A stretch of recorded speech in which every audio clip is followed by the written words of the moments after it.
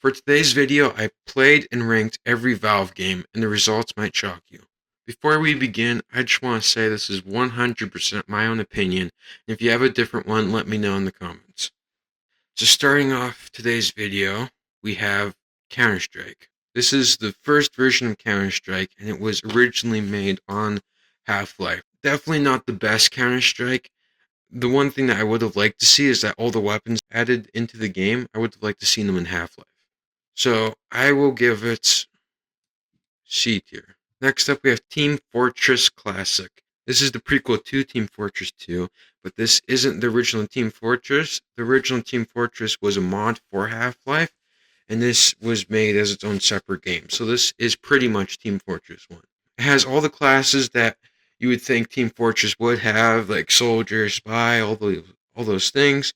It could be pretty fun, but there's no servers, so I will give it C tier below Counter-Strike. Now we have Half-Life.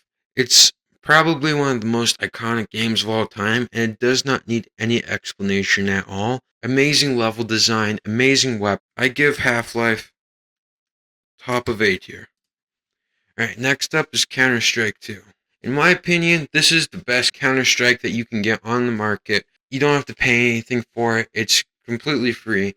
Has fun matches, really interesting smoke physics, so I will give Counter-Strike 2 B tier. Alright, now we have Dota 2. I've never really played a game like this before, so I don't have any experience or even know what the heck I'm doing, but it was pretty fun when I played it. My opinion, B tier. Counter-Strike Condition Zero. One thing I do have to say about this game is that this had far superior weapon models to Counter-Strike, but that's pretty much about it. I couldn't find any servers, couldn't play any matches, and it's literally just Counter-Strike on the Gold Source engine. And it's literally just Counter-Strike, so I give Counter-Strike Condition Zero F tier. Counter-Strike Condition Zero Deleted Scenes. This is actually a pretty cool game. Imagine Counter-Strike, but as if it was a Call of Duty campaign. It has its own full campaign, and it's pretty interesting, but in my opinion, it's not that good. It's just Counter-Strike, but a Call of Duty campaign. So I give it C tier, between Counter-Strike and Team Fortress Classic. Half-Life 2, easily one of the best games of all time, hands down. This game is amazing in every way. It's made on the Source engine, it has good story, it has good DLC, as good as it gets, and it's one of my all-time favorite games. So I give it our first S tier. Next up, we have Left 4 Dead. One of the most iconic zombie games of all time, hands down, besides Left 4 Dead 2. Has really interesting team mechanics where you really can't go alone, and you need your teammates there to support you. But my problems with it is that the weapons in the game really feel like that they lack a punch. And the campaign is super short. There's literally 4 levels in the game, and then you're done. So in my opinion, I'm giving it C tier. Left 4 Dead 2. This game is far superior to Left 4 Dead 1. It has more zombies, more levels, weapons have more of a punch, and it includes Left 4 Dead's entire campaign. The only problem I could see with it, it does have a bit outdated Source graphics to it, and I'm not saying that's a bad thing, I'm just saying that the game could really do good with some better graphics. So I give it top of B tier. Next up, we have Deathmatch Classic.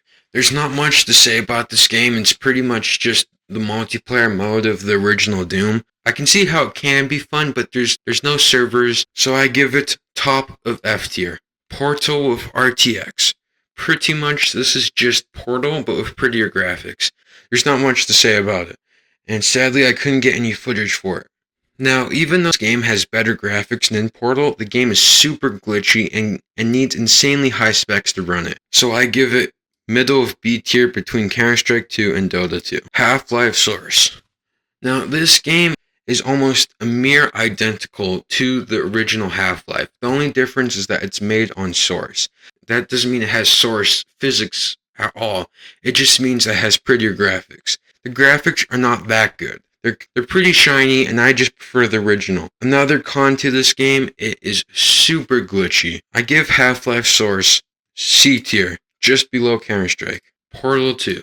This game is an absolute masterpiece, and for a sequel to an amazing game like Portal, it definitely served it justice. So I give it S tier, just below Half-Life 2. Counter-Strike Source. This is a far superior game to just Counter-Strike. This game has bots, so even if you can't find a server, you can still play the game. And the bots are not absolutely mindless. They're completely unbalanced, though. So I give Counter-Strike Source top of C tier. Next up, we have Day of Defeat. This is a pretty interesting World War II simulator, as you would call it. Has pretty interesting weapons, but the problem is that it's very repetitive. I give it C tier between Counter-Strike Conditions Zero deleted scenes and Team Fortress Classic. Next up is Portal. This game is absolutely amazing and was not intended to be as successful as it was. This was made to sweeten the deal of the orange box when Valve bundled Half-Life 2 and Team Fortress 2 together. Even if Portal was only intended to be a bonus to a bundle, it is still an amazing game, and I give it A tier, below Half-Life. Ricochet, and I'm pretty sure that's how you pronounce it. This game, it's somewhere between Tron and a Frisbee simulator, and has 0 player base. Ricochet had literally 0 servers. I give it bottom of F tier. The Day of Defeat Source. It's made on Source, and it's definitely superior to the original Day of Defeat. And I do have to say, Day of Defeat is technically better than Day of Defeat Source. Even though Day of Defeat Source was a massive improvement on the original, it has no servers, you can't find any games. I give it bottom of C tier. Half-Life Deathmatch Source. Now, if you're confused what this is, the original Half-Life had a multiplayer mode, which was a deathmatch mode, not to be confused with Deathmatch Classic. Now, when they made Half-Life Source, they didn't make that deathmatch mode that was in Half-Life for Half-Life Source, and they sold it as a complete different product, which is what we have right here. And Half-Life includes its deathmatch mode, and you don't have to pay extra to get it. I give this close to the bottom of C tier, between Day of Defeat and Left 4 Dead. Finally, we have Team Fortress 2. This game is super iconic and has amazing classes and has very chaotic combat and a very good art style. The only problem I can see with it is that it needs more updates. So I give Team Fortress 2 top of B tier. That's every Valve game ranked. Do you agree with my rankings? If not, let me know down in the comment section. This is 100% my own opinion. I'm not claiming any of this as fact at all. If you enjoyed the video, please consider subscribing. It helps out a lot. Well, that's the end of the video.